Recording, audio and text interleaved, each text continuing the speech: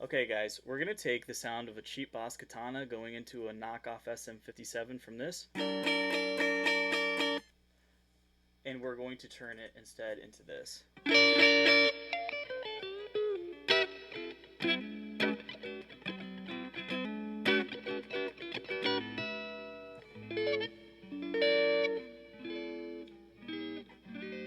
Okay, so we're going to come to our chain, and we're going to make sure that we're boosting our line signal ahead of time to try to get rid of that thin fizziness. Instead of using a tube screamer, we're going to use a blues driver.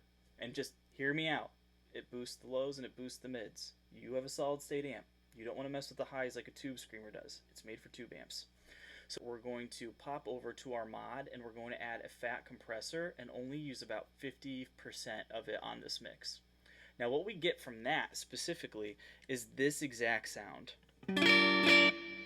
You hear that beautiful compression. It still has dynamics. We're going to take our Boss Katana and turn the master volume all the way up. And then we're going to our initial volume, and we can put it at any volume. And it's always going to sound like an overdriven tube amp because of how we boosted it in the preamp.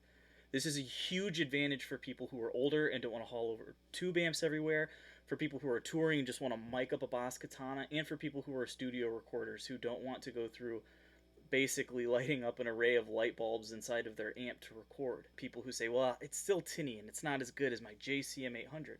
You're right, but there is a way to get there. And that way is by going into the actual preamp and boosting with a pedal. Now when I turn that on, I have no gain. But what I do have instead is a guitar that operates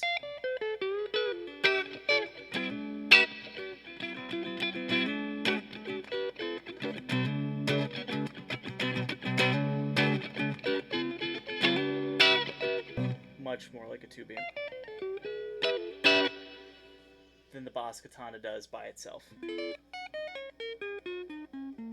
And that's how you do it, guys.